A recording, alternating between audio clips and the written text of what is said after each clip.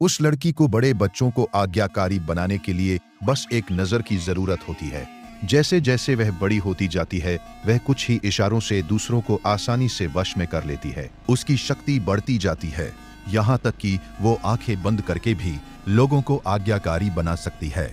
सबसे डरावनी बात यह है कि जब वो किसी को मारती है तो उसे आंखों से संपर्क करने की भी जरूरत नहीं पड़ती।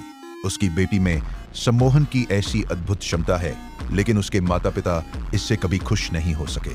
सम्मोहनकर्ता होने के नाते वे अपनी शक्तियों के अध्ययन और दुरुपयोग के दर्द को समझते थे। वे हमेशा से चाहते थे कि उनकी बेटी आजादी का जीवन जिए। एक दिन उसके पिता चुपके से उसे लेकर भाग गए, लेकिन अब उन्हें याद भी नहीं है कि उन्होंने उसे कहाँ छिपाया था। उनकी यादों में उनकी बेटी हमेशा अपहरण की हुई ही रही है।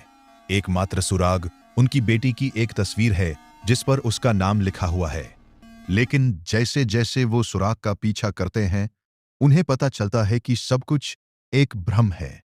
उनकी बेटी के अपहरण की याद भी जानबूझकर अन्य सम्मोहनकर्ताओं द्वारा डाली गई थी, ताकि उन्हें अपनी बेटी के छिपने का पता बताने के लिए मजबूर किया जा सके। ये 12वीं बार था जब उसे सम्मोहित किया गया था, लेकिन हर बार उसे कुछ गड़बड़ महसूस होती थी और वो जाग जाता था। एक बार फिर, बस उसे ढूंढने में हमारी मदद करो। 12 बार कोशिश कर चुके हो और उसे नहीं ढूंढ पाए, तो 13वीं बार के लिए तैयार हो जाओ, क्योंकि मैं तुम्हें कभी नहीं बताऊंगा कि वो कहाँ है। उस आदमी को बिजली का झटका देकर बेहोश कर दिया गया और प्रयोगशाला भेज दिया गया। उसकी पत्नी जानती थी कि अगर ये सिलसिला जारी रहा तो उसके पति की मानसिक स्थिति धीरे धीरे बिगड़ती जाएगी। एक बार पूरी तरह टूट जाने पर वे यादें हमेशा के लिए खो जाएंगी। पत्नी का मानना है कि उनकी बेटी को अपना भविष्य तय करने का अधिकार है।